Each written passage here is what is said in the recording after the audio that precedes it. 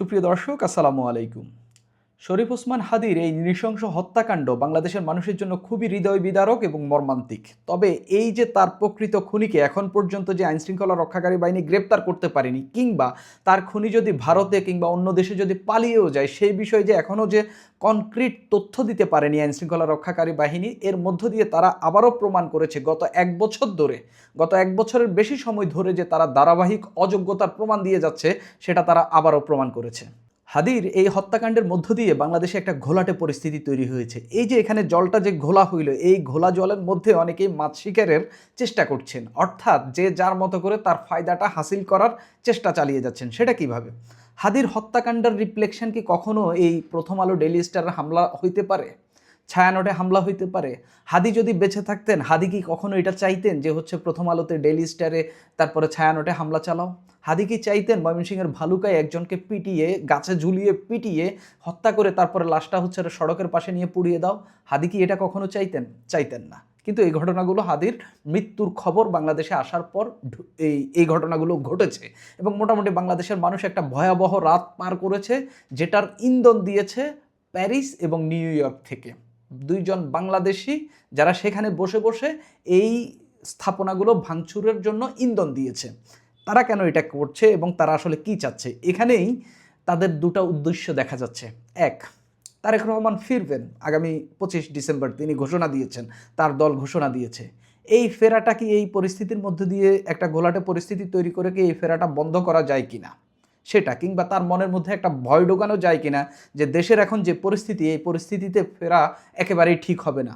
তারেক রহমানের কাছে এরকম একটা মৌন মেসেজ পাঠানোর চেষ্টা করা হচ্ছে কিনা, এটা একটা। দ্বিতীয়ত, ঢাকা শহর যদি অচল করে দেওয়া যায়, শাহবাগে যদি দীর্ঘদিন বসে যাওয়া যায়, যেমন করে 2013 সালে শাহবাগীরা বসে তাদের মতো করে বিচার ব্যবস্থা চালু করেছে, ঠিক একইভাবে এবারও বসে তাদের মতো করে সরকার ব্যবস্থা চালু করা যায় কিনা, অর্থাৎ বিপ্লবী সরকার গঠন করা যায় কিনা, চেষ্টা চালিয়ে যাচ্ছে।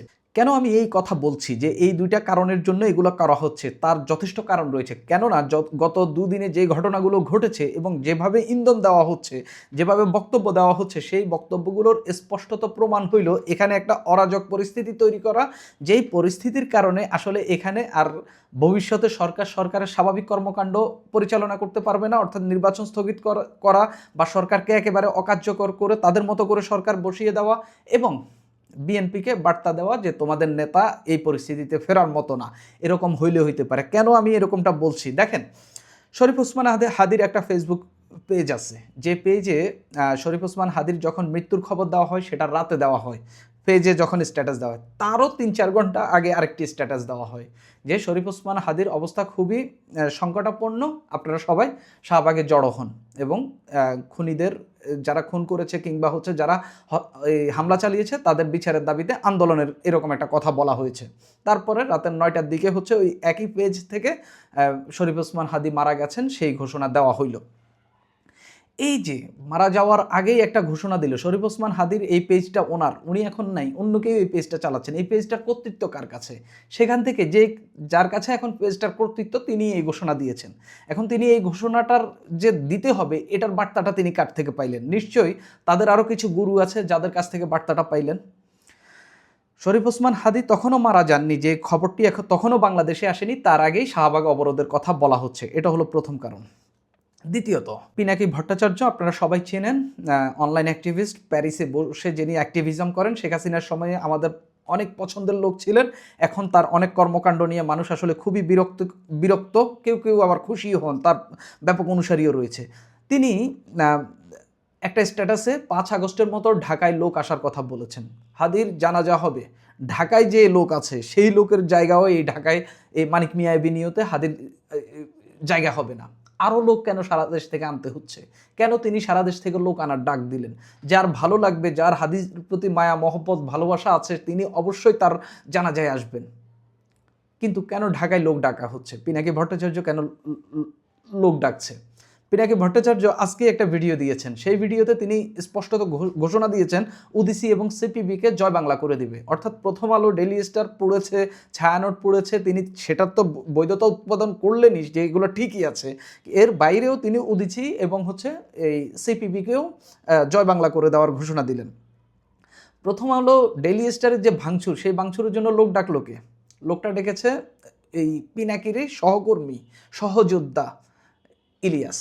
এবং তিনি একেবারে মুহুর্মুহু স্ট্যাটাস দিয়ে মানুষকে এখান থেকে ওইখানে মুভ করিয়েছেন এবং তারা তাদের মতো করে ভাঙচুর করেছেন, লুটপাট করেছেন, মানুষের জীবন শঙ্কার মধ্যে ফেলেছেন। এটা তো গেল ইলিয়াসের দিক থেকে। আরেকটা শঙ্কার জায়গা হলো এই যে শরীফ ওসমান হাদির মৃত্যুর প্রতিবাদের এনসিপি একটা এই কর্মসূচি দিয়েছে শাহবাগে। পরবর্তীতে তারা এই কর্মসূচি স্থগিত করেছে। এনসিপি যে শাহবাগে যে জমায়েতটা হইল, শাহবাগে ব্যাপক পরিমাণ মানুষ, লাখ লাখ মানুষ হয়েছে হাদির মৃত্যুর প্রতিবাদ জানাতে, সেখানে ব্যাপক উপস্থিতি হয়েছে। এই যে এখানে এত মানুষ, সেখানে যদি এনসিপি দলীয়ভাবে যোগ দিত, এনসিপি রাজনৈতিকভাবে একটা ফায়দা পাইত।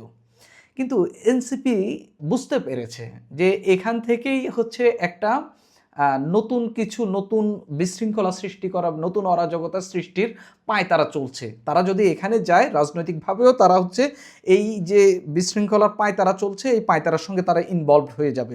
এনসিপি শেষ মুহূর্তে তাদের এই শাহবাগ যে জুমার পরে, শুক্রবার জুমার পরে যে হচ্ছে শাহবাগে তারা যে কর্মসূচি দিয়েছে, তারা সেই কর্মসূচি স্থগিত করেছে এবং তারা সেই কর্মসূচিতে দলীয়ভাবে যোগ দেয়নি। কেননা দলীয়ভাবে যোগ দিলেই তারা এই কর্মসূচির মানে সেখানে যত লোক এসেছে সেই লোকগুলো যে কর্মকাণ্ড করতো, সেই কর্মকাণ্ডের সঙ্গে এনসিপিও যুক্ত হয়ে যেত।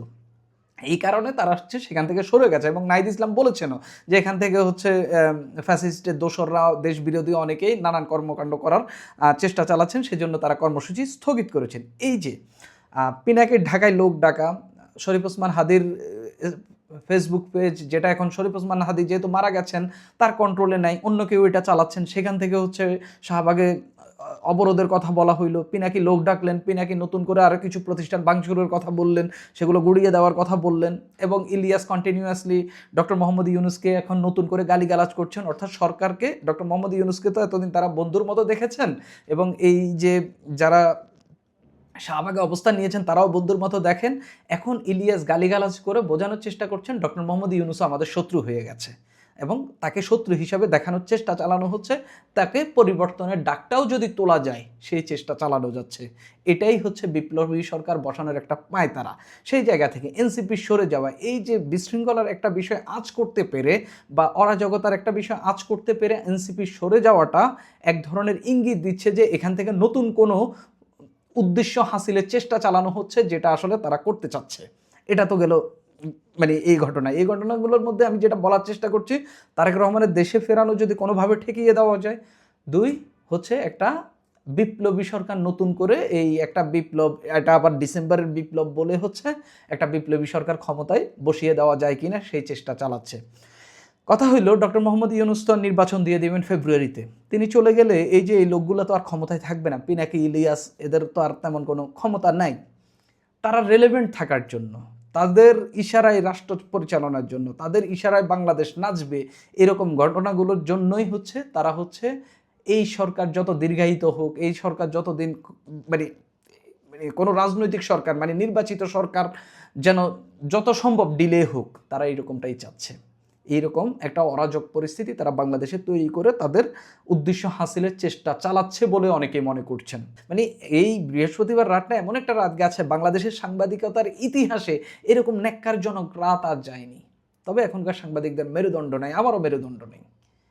কেননা আমি আমার স্বজাতির জন্য, আমি আমার সহকর্মীদের জন্য দাঁড়াইতে পারি নাই, প্রতিবাদ জানাইতে পারি নাই। এ হইল দেশের বর্তমান পরিস্থিতি। এই যে ঘোলাটে জলের মধ্যে অনেকেই অনেকের উদ্দেশ্য, অনেকেই অনেকের মতো তার পছন্দের মাছটি শিকার করার চেষ্টা চালিয়ে যাচ্ছে। সুপ্রিয় দর্শক, এখন এই পর্যন্তই।